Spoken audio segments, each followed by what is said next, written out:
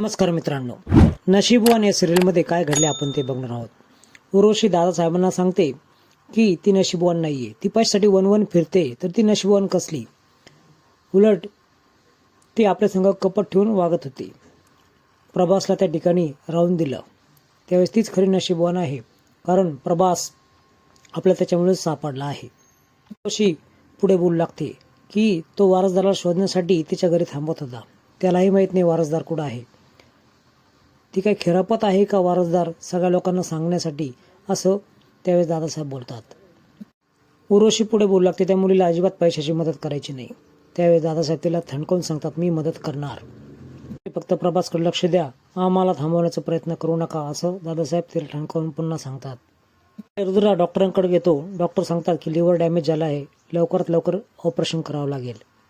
रुद्रा ज्यावेळेस बोलत असतो त्याच वेळेस नागेश्वर आतमध्ये येतो आणि नागेश्वरला रुद्रा सांगतो की तुमच्या शिवाय मी सर्व निर्णय घेत आहे, निर्णयाचे स्वागत आहे. डोनर मिळाला का असं विचारल्यानंतर डॉक्टर बोलतात, डोनर जर मिळाला नाही तर पेशंट आपलं कोमात जाऊ शकतं.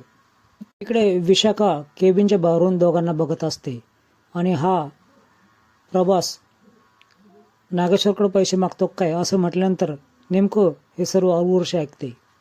त्यावेळेस बोलते की दादासाहेब बोलायचं, इज्जत द्यायची. त्यावेळेस कोण प्रभास असं विचारल्यानंतर तो काय आमच्या गिरजाचा मित्र प्रभास, तो नेहमी आम्हाला मदत करतो, असं ती उर्वशीला सांगते.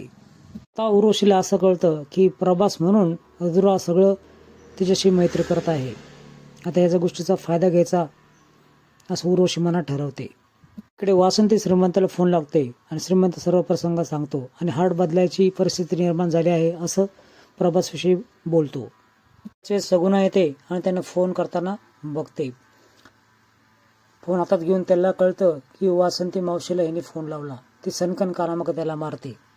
त्यांना सांगितलं की त्यांच्याशी संबंध ठेवायचा नाही असं म्हणून ती त्याला त्या ठिकाणून घेऊन जाते. रुद्रा गिरजाला चेक देत असतो. त्याच वेळेस पाठीमागून नागेश्वर येतो. अगदी आमच्या पावलांवर पाऊल ठेवलं आहे, आमचे चिरंजीव शोभतात तुम्ही. गिरजाला खूप मोठा धक्का बसतो. ती चेकवरची साईन बघते.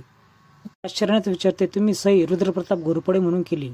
तेवढ्यात उर्वशी तिथे येते. हो, हेच आहे रुद्रप्रताप नागेश्वर घोरपडे. तुला काय वाटलं प्रभास आहे? हे ऐकून तिच्या पायाखालची जमीन सरकते, कारण आजपर्यंत ती त्याला प्रभास समजत होती, पण तो तर रुद्रा निघाला, नागेश्वरचा मुलगा. अगं आत्या, यांचा पहिले गैरसमज झाला होता, ते मला प्रभास समजले होते. मी तेच पुढं कंटिन्यू केलं, पण नंतर मी त्यांना सांगितलं. त्यावेळेस मला कधी सांगितलं असं ती बोलते. खोटाडे आहात तुम्ही. त्यावेळेस उर्वशी लगेच ओरडते, खोटाडी कुणाला म्हणतेस? घोरपड्यांच्या मुलाला. त्यावेळेस पुढे ती बोलू लागते, हो, यांनी मला खोटं सांगितलं आहेस. पण मावशी बरोबर बोलली होती, घोरपडे हे डोळ्यात पाणी आणल्याशिवाय सोडत नाहीत. त्यावेळेस उर्वशी तिलाच खोटाडे बोलते. त्यावेळेस मी कधीच खोटं बोलत नाही असं म्हणते आणि खूप चिडते. चेकचे तुकडे करते आणि रुद्राच्या तोंडावर फेकून देते. त्याच्या पाठीमागं रुद्रा जायला लागता. त्यावेळ्यात नागेश्वर त्याला अडवतो आणि तुम्ही या मुलीचं एवढं का ऐकतात, एवढं बोलणं का सहन केलं असं विचारतो. डोळ्यात पाणी आलेलं असतं.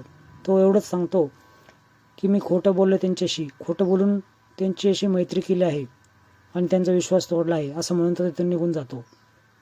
दत्तूपाशी बसलेली असते. त्याच वेळेस रुद्रा आतमध्ये येतो आणि मोनू रुद्रा काका असं बोलतो. गिरजा पटकन बोलते की तुलाही माहित होतं हा रुद्र आहे. त्यावेळेस खरंच मोनू बोलतो की मला रुद्राच माहित होता, पण तू प्रवास समजतेस हे मला माहीत नव्हतं. त्यावेळेस मीही कधी प्रवास आहे असं बोललो नाही आणि तुम्हीच गैरसमज करून घेतला असं रुद्रा बोलतो. गैरसमज झाला होता तर तुम्हाला सांगितला का नाही, तो दूर का नाही केला, कारण तुम्हाला मला फसवायचं होतं असं ती खूप रडकुंड येऊन बोलत असते. बोलण्याची वेळच येऊन देत नव्हती ती. खोटाड्या माणसाशी मला संबंध ठेवायचा नाही असं म्हणून त्याला तिथून ती जायला लावते. असेच नवनवीन अपडेट्स बघण्यासाठी चॅनल सबस्क्राईब करा, बेल आयकॉन दाबा. व्हिडिओ पाहिल्याबद्दल धन्यवाद.